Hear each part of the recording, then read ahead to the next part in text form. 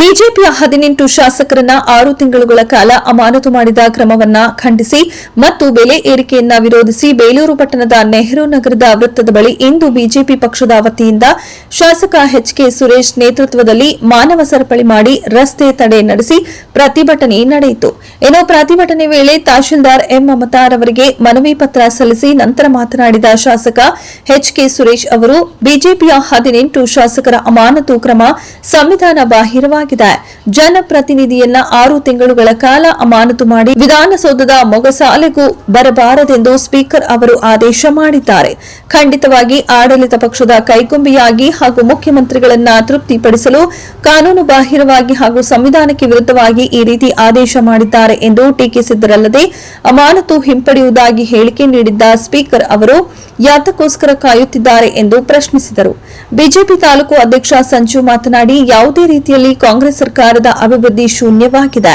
ಅದೇ ರೀತಿ ತೆಲಂಗಾಣದಲ್ಲೂ ಸರ್ಕಾರ ದಿವಾಳಿಯಾಗಿದೆ. ಬೆಲೆ ಏರಿಕೆ, ಗ್ಯಾರಂಟಿ ಯೋಜನೆ, ಮುಸ್ಲಿಂ ಅವರಿಗೆ ಮೀಸಲಾತಿ ಕೊಡುತ್ತಿದ್ದು ಇವುಗಳನ್ನು ವಿರೋಧಿಸಿ ಬಿಜೆಪಿ ಪಕ್ಷದ ಬೇಲೂರು ತಾಲೂಕು ಘಟಕದ ವತಿಯಿಂದ ಪ್ರತಿಭಟನೆ ಹಮ್ಮಿಕೊಂಡಿದ್ದೇವೆಂದು ತಿಳಿಸಿದರು. ಸನ್ಮಾನ್ಯ ಸಿದ್ದರಾಮಯ್ಯನವರಿಗೆ ಭಾರತೀಯ ಜನತಾ ಪಕ್ಷದ ಕರ್ನಾಟಕದ ರಾಜ್ಯ ಜನ ಇವತ್ತು ಪ್ರಶ್ನೆಯನ್ನ ಕೇಳ್ತಾ ಇದ್ದಾರೆ.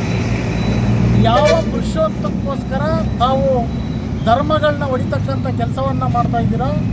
ಸಂವಿಧಾನ ಶಿಲ್ಪಿ ಡಾಕ್ಟರ್ ಬಾಬಾ ಸಾಹೇಬ್ ಅಂಬೇಡ್ಕರ್ ಅವರು ಸಂವಿಧಾನವನ್ನು ತಿರುಚತಕ್ಕಂಥ ಕೆಲಸವನ್ನ ಮಾಡಿ ಇವತ್ತು ಮತ ಬ್ಯಾಂಕಿಗೋಸ್ಕರ ಕಾಂಗ್ರೆಸ್ 4% ಗುತ್ತಿಗೆ ಆಧಾರದ ಮೇಲೆ ಗುತ್ತಿಗೆಯಲ್ಲಿ 4% ಮುಸಲ್ಮಾನರಿಗೆ ಕೊಡಬೇಕು ಅಂತಕ್ಕಂಥದ್ದು ಮಾಡಿರ್ತಕ್ಕಂಥದ್ದನ್ನು ಇದು ಭಾರತೀಯ ಜನತಾ ಪಕ್ಷ ಕರ್ನಾಟಕ ರಾಜ್ಯ ಇವತ್ತು ವಿರೋಧಿಸ್ತಾ ಇದೆ. ಸನ್ಮಾನ್ಯ ಮುಖ್ಯಮಂತ್ರಿಗಳು ಇವತ್ತು ಏನು ಗ್ಯಾರಂಟಿಗಳ ಯೋಜನೆಯಲ್ಲಿ ಇವತ್ತು ಸರ್ಕಾರ ಅಧಿಕಾರಕ್ಕೆ ಬಂದಿದೆ. ಬಹುಶಃ ಗ್ಯಾರಂಟಿಗಳು ಸಹ ಸರಿಯಾಗಿ ತಲುಪ್ತಾ ಇಲ್ಲ ಅಂತಕ್ಕಂಥದ್ದು ಜನಸಾಮಾನ್ಯರಲ್ಲಿದೆ. ಅದ್ರ ಜೊತೆಯಲ್ಲಿ ಇವತ್ತು ಗ್ಯಾರಂಟಿಯ ಕೊಡಬೇಕು ಅನ್ನೋ ಉದ್ದೇಶದಿಂದ ಅಕ್ಕನ ಹತ್ರ ಕಿತ್ಕೊಂಡು ತಂಗಿ ಕೊಡ್ತಕ್ಕಂಥದ್ದು, ತಂಗಿ ಹತ್ರ ಕಿತ್ಕೊಂಡು ಅಕ್ಕನ ಕೊಡ್ತಕ್ಕಂಥದ್ದು, ತಮ್ಮನ ಹತ್ರ ಕಿತ್ಕೊಂಡು ಎಣ್ಣೆ ಅಂಗಡಿ ಕೊಡ್ತಕ್ಕಂಥದ್ದು, ಎಣ್ಣೆ ಅಂಗಡಿಯಿಂದ ಮತ್ತೆ ಈ ಕೆಲಸವನ್ನು ಸರ್ಕಾರ ಮಾಡ್ತಾ ಇದೆ. ದಯವಿಟ್ಟು ಸನ್ಮಾನ್ಯ ಮುಖ್ಯಮಂತ್ರಿಗಳೇ, ಸುದೀರ್ಘವಾದಂಥ ಆಡಳಿತವನ್ನು ಕರ್ನಾಟಕ ರಾಜ್ಯದಲ್ಲಿ ಮಾಡಿದರು. 2ನೇ ಬಾರಿ ತಮ್ಮನ್ನು ಮುಖ್ಯಮಂತ್ರಿಯಾಗಿ ಕರ್ನಾಟಕದ ಜನ ಆಶೀರ್ವಾದ ಮಾಡಿದ್ದಾರೆ. ಇವತ್ತು ನಾವು ನಿಮ್ಮ ಭಾರತೀಯ ಜನತಾ ಪಕ್ಷ ಇಡೀ ರಾಜ್ಯದಲ್ಲಿ ಎಲ್ಲ ತಾಲೂಕು ಘಟಕಗಳಲ್ಲೂ ಸಹ ನಾವು ಇವತ್ತು ಧರಣಿಯನ್ನು ಮಾಡ್ತಾ ಇದ್ದೀವಿ. ಮೊನ್ನೆ ನಮ್ಮ ರಾಜ್ಯಾಧ್ಯಕ್ಷರಾದ ವಿಜೇಂದ್ರಣ್ಣವರ ಮತ್ತು ಪ್ರತಿಪಕ್ಷದ ನಾಯಕರಾದಂಥ ಅಶೋಕಣ್ಣವರ ನಮ್ಮ ಸನ್ಮಾನ್ಯ ಭಾರತೀಯ ಜನತಾ ಪಕ್ಷದ ನೇತಾರರಾದಂಥ ಯಡಿಯೂರಪ್ಪನವರ ನೇತೃತ್ವದಲ್ಲಿ ಫ್ರೀಡಂ ಪಾರ್ಕಲ್ಲಿ ಧರಣಿಯನ್ನು ಮಾಡಿ, ಅಹೋರಾತ್ರಿ ಧರಣಿಯನ್ನು ಮಾಡಿ ಸರ್ಕಾರಕ್ಕೆ ಬಿಸಿಯನ್ನು ಮುಟ್ಟಿಸ್ತಕ್ಕಂಥ ಕೆಲಸವನ್ನು ಮಾಡಿದ್ದೀವಿ. ಇವತ್ತು ಸರ್ಕಾರ ಎಚ್ಚೆತ್ಕೋಬೇಕು. ಏನು ಮೊನ್ನೆಯಿಂದ 2 ರೂಪಾಯಿ ಡೀಸೆಲ್ ದರವನ್ನು ಏರಿಸ್ತಕ್ಕಂಥದ್ದು, ಹಾಲಿನ ದರವನ್ನು ಅಂದರೆ ಹಾಲನ್ನು ಹಸು ಕರುವನ್ನು ಸಾಕ್ತಕ್ಕಂಥ ರೈತರಿಗಲ್ಲ, ದರವನ್ನು ಹೆಚ್ಚಿಸಿ ಬರೆಯನ್ನು ಎಳಿತಕ್ಕಂಥದ್ದನ್ನು ಕೆಲಸವನ್ನು ಮಾಡ್ತಾ ಇದ್ದೀರ.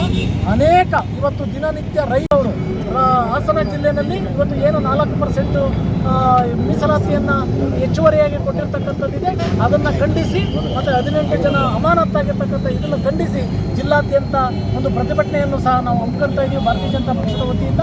ಇದನ್ನು ಭಾರತೀಯ ಜನತಾ ಪಕ್ಷ ಇಡೀ ರಾಜ್ಯದಲ್ಲಿ ಖಂಡಿಸುತ್ತೆ, ಬೇಲೂರು ವಿಧಾನಸಭಾ ಕ್ಷೇತ್ರದಲ್ಲೂ ಸಹ ಇದನ್ನು ಖಂಡಿಸುತ್ತೆ ಅಂತಕ್ಕಂಥದ್ದನ್ನು ತಮ್ಮ ಮೂಲಕ ಸರ್ಕಾರಕ್ಕೆ ಎಚ್ಚರಿಕೆಯನ್ನು ಕೊಡಬೇಕು ಅಂತಕ್ಕಂಥದ್ದನ್ನು ತಮ್ಮ ಮೂಲಕ ನಾನು ಮನವಿ. ದಿನನಿತ್ಯ ವಸ್ತುಗಳನ್ನು ಬೆಲೆ ಏರಿಕೆ ಮಾಡಿ ಹಾಲು, ಅಕ್ಕಿ ಹಾಗೂ ಡೀಸೆಲ್ ಇತ್ಯಾದಿ ದಿನಬಳಕೆ ವಸ್ತುಗಳ ಬಳಸುವಂಥ ವಸ್ತುಗಳನ್ನು ಬೆಲೆ ಏರಿಕೆ ಮಾಡಿ ಬಡವರ ಹಾಗೂ ರೈತರಿಗೆ ಜೀವನ ನಡೆಸಲು ಕಷ್ಟವಾಗುವ ಪರಿಸ್ಥಿತಿಗೆ ತಳ್ಳಿದೆ.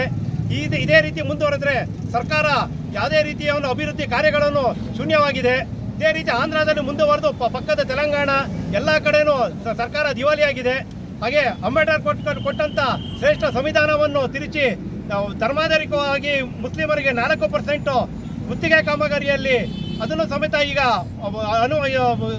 ಇಂಪ್ಲಿಮೆಂಟ್ ಮಾಡಲು ವಿಧಾನಸಭೆಯಲ್ಲಿ ಹೊರಟಿದೆ. ಇವೆಲ್ಲ ಮುಖಾಂತರ ಇವತ್ತು ಭಾರತೀಯ ಜನತಾ ಪಾರ್ಟಿ ಬೇಲೂರು ತಾಲೂಕು ಘಟಕದಿಂದ ಇವತ್ತು ಶಾಸಕರ ನೇತೃತ್ವದಲ್ಲಿ ಹಾಗೂ ಎಲ್ಲ ನಮ್ಮ ಕಾರ್ಯಕರ್ತರ ಮುಖಂಡರ ನೇತೃತ್ವದಲ್ಲಿ ಒಂದು ಪ್ರತಿಭಟನೆ ಹಮ್ಮಿಕೊಂಡಿದ್ದೀವಿ. ಈ ಪ್ರತಿಭಟನೆ ಮೊನ್ನೆ ಫ್ರೀಡಂ ಪಾರ್ಕಿಂದ ಶುರುವಾಗಿ ಈ ದಿನ ತಾಲೂಕು ವ್ಯಾಪ್ತಿಗೆ ವ್ಯಾಪಿಸಿದೆ. ಮಂಗಳವಾರ ರಾಜ್ಯಾಧ್ಯಕ್ಷರಾದ ವಿಜೇಂದ್ರ ಅವರ ಅಧ್ಯಕ್ಷತೆಯಲ್ಲಿ ನೇತೃತ್ವದಲ್ಲಿ ಒಂದು ಬೃಹತ್ ಜನಾಂದೋಲನ ಪ್ರತಿಭಟನೆಯನ್ನು ಹಾಸನ ಹಮ್ಮಿಕೊಳ್ತಾ ಇದ್ದೀವಿ. ಇದೇ ರೀತಿ ಮುಂದುವರೆದರೆ ಇನ್ನೂ ತಾಲೂಕಿನಾದ್ಯಂತ ಇದೊಂದು ಜನಾಂದೋಲನವಾಗಿ ಮಾರ್ಪಾಟದಲ್ಲಿ ಯಾವುದೇ ಥರದಿಲ್ಲ. ಈ ಮುಂದಿನ ದಿನಗಳಲ್ಲಿ ಬೆಲೆ ಏರಿಕೆ ಹಾಗೂ ಮುಂತಾದ ವಸ್ತುಗಳನ್ನು ಬೆಲೆ ಮಾಡಿಸಲಿಲ್ಲ ಅಂದರೆ ಈ ಒಂದು ಉಗ್ರ ಹೋರಾಟವನ್ನು ಕಾಲ್ತೀವಿ ಅಂತ ಈ ಮುಖಾಂತರ ತಮಗೆ ಸರ್ಕಾರಕ್ಕೆ ಎಚ್ಚರಿಕೆ ಕೊಡ್ತಾ ಇದ್ದೀವಿ.